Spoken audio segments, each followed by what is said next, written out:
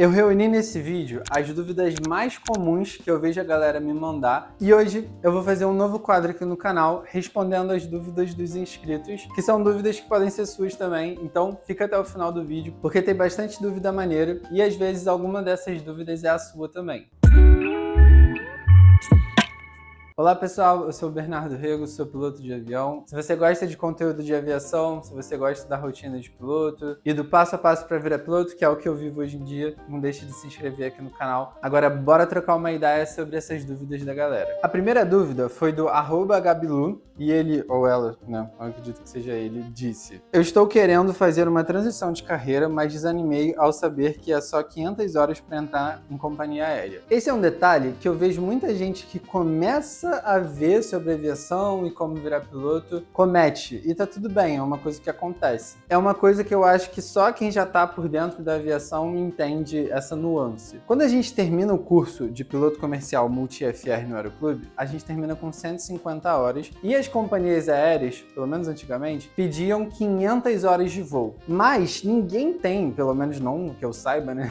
Mas a maior parte das pessoas, melhor falar assim, não tem o dinheiro para pagar 500 horas do bolso. Isso vai dar mais de, sei lá, 1 milhão e tanto de reais. Normalmente a galera não investe isso na aviação, né? Então a gente não precisa pagar do bolso 500 horas. O que a gente paga normalmente são 150, 180, 200 horas, que é exatamente o curso de piloto privado, piloto comercial, talvez um curso de instrutor para você começar a trabalhar como instrutor e aí você não pagar mais pelas suas horas de voo. Dessas, sei lá, 180, 200 horas que você começa a dar instrução até as 500, essas 300, 320 horas, você não paga. Você vai ganhar, né? Você vai trabalhar e vai ganhar essas horas enquanto você trabalha. E isso serve tanto para ser instrutor, como para trabalhar em alguma empresa que contrate com menos horas, ou até para voar com alguém, enfim. Existem vários cenários que você pode seguir para juntar as 500 horas. E um parênteses do parênteses ainda, hoje em dia só a Gol pede 500 horas, tá? A Latam tá pedindo, teoricamente na seleção, fala 150, mas não pede 150, tá? Spoiler.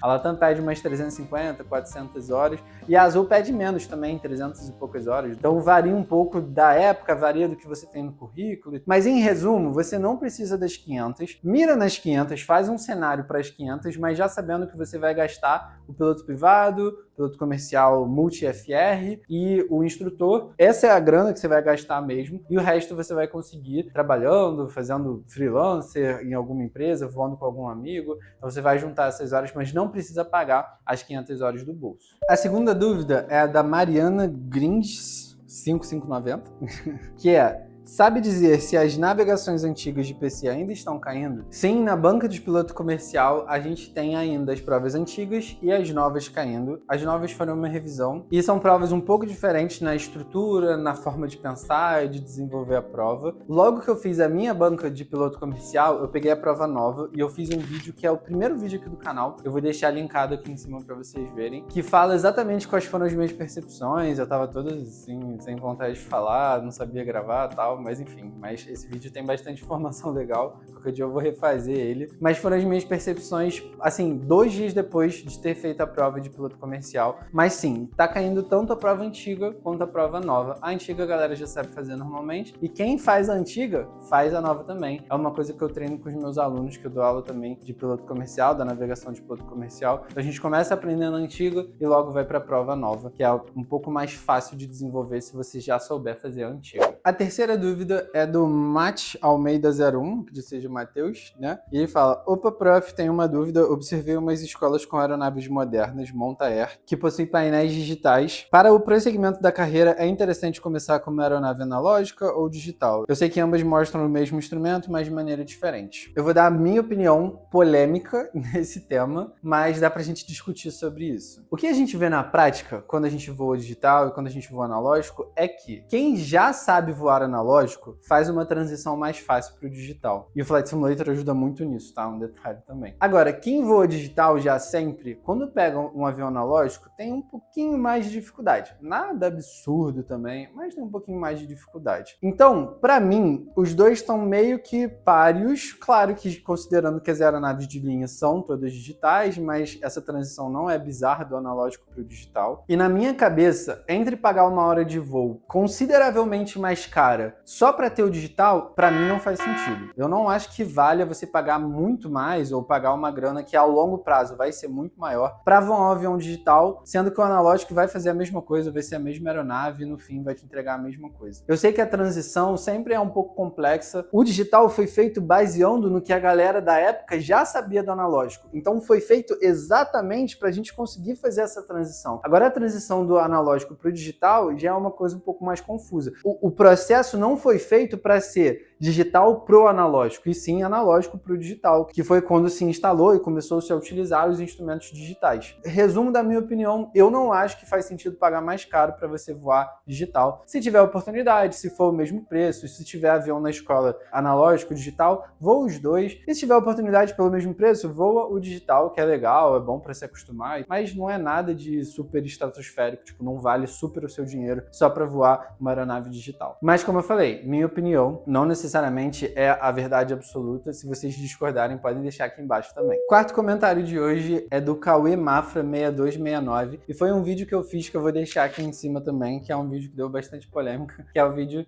de se vale a pena gastar 300 mil para virar piloto de avião. Lá no vídeo eu explico o que são esses 300 mil e tal, mas enfim. 300 mil, se você tem um bom networking, sabe usar estratégias certas, você não gasta nem 50k. E isso não precisa ser de uma vez, pode ser aos poucos. Eu mesmo estou chegando no meu PC sem gastar nada. O cenário do Cauã não é a regra, né? A regra normalmente é que a galera não tem networking. Era exatamente o meu caso, eu construí tudo descobrindo networking enquanto eu estava fazendo as coisas, né? No piloto privado, piloto comercial. E não acho que o networking vem de berço, tá? O networking você vai descobrindo conforme você conhece pessoas e faz o curso de piloto privado, aí começa a conhecer gente no aeroclube, às vezes outros alunos vão te ajudar, ou instrutores, enfim. O cenário dele não é a regra, mas é um cenário plausível, é um cenário que pode acontecer. Se você tiver um bom networking, você consegue economizar, assim, bastante. Dá para fazer só o piloto privado e o piloto comercial, se você voar com outro instrutor, você consegue fazer por fora, consegue fazer o multi por fora, então dá para fazer várias coisas por fora e economizar uma grana no longo prazo, sim. Mas como eu falei, não é o cenário mais normal. O cenário mais normal é a galera ter que gastar isso mesmo. Mas não ache que você necessariamente vai pagar tudo. Se você for desenrolado, você consegue arrumar. Pode ser desde boas promoções até coisas mesmo no aeroclube ou oportunidades fora do aeroclube também. Não deixe de aproveitar essas oportunidades. Por isso que eu sempre falo com os meus alunos, pra galera se portar bem no aeroporto, no aeroclube, porque você não sabe quem que tá ali do seu lado. Às vezes pode ser um dono de um avião ou um dono de uma empresa. E aí esse cara pode te arrumar algumas oportunidades na aviação também. E só mais um ponto do que ele falou que eu achei legal, é que ele falou que não precisa ser à vista, pode ser parcelado. Isso é verdade. A gente acha que precisa pagar 300 mil, 200 mil, 100 mil na hora lá, na lata, pros caras, no Pix.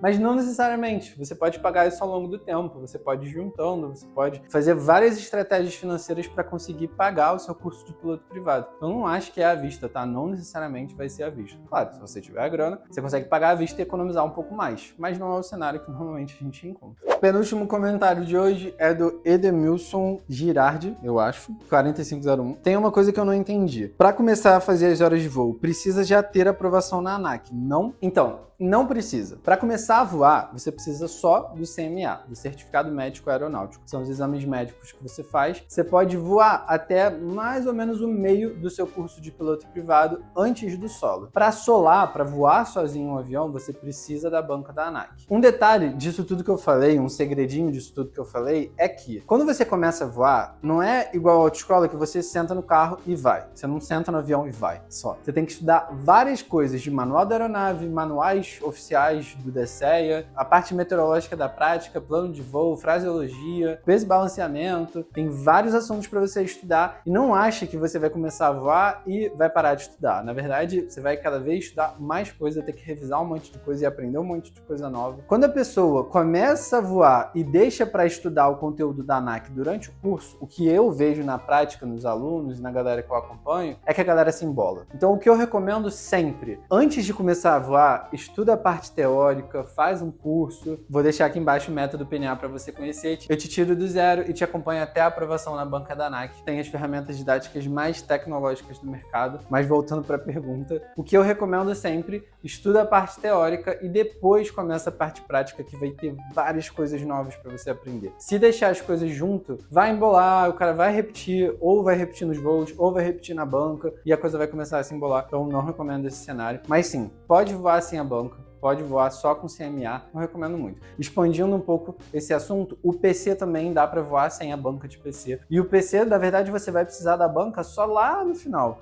Você precisa, eu acho, que só para checar o piloto comercial, precisa antes de começar o instrumento, legalmente falando, né? Precisa antes de começar o simulador e a prática ali dos instrumentos. No fim, dá para voar boa parte do PC sem a banca também. Aí o PC, como é um curso muito mais longo, aí já dá para deixar um pouco mais para frente e você não vai aprender muita coisa nova no PC. Nessa fase inicial, que são voos visuais, vai ser uma coisa meio repetitiva. No piloto privado, não. Cada dia é coisa nova para você aprender, enfim, vários livros e conteúdos e tal para você revisar. Eu recomendo estudar a teórica e depois estudar a parte prática. E o último comentário de hoje é do L. Santos 12. O que acha de simuladores como Flight Simulator? Pode auxiliar nos estudos ou é algo que destoa muito da realidade? Eu acho Flight Simulator uma ferramenta incrível, se não uma das melhores ferramentas que a gente tem e vale muito pelo custo-benefício. Você vai pagar 200, 300 reais e vai conseguir estudar muito sobre aviação, porque o simulador não é feito só para a parte gráfica, tá? Hoje em dia a gente tem a parte gráfica muito considerável, mas o simulador é feito para as físicas de voo, para você fazer um comando e o avião responder do jeito que ele responde na real. Como uma ferramenta de estudos é incrível. Eu amo Flight Simulator, uso desde que sou criancinha e acho que é uma das coisas que mais me ajudou na minha trajetória da aviação, pelo menos até agora. E eu vejo a galera da linha, a galera que voa na Emirates, a galera que pilota A380 voando e utilizando o Flight Simulator. Não é uma bobeira o Flight Simulator. A galera que usa o Flight Simulator fica bolada de falar joguinho, né? Mas não é só um joguinho, tá?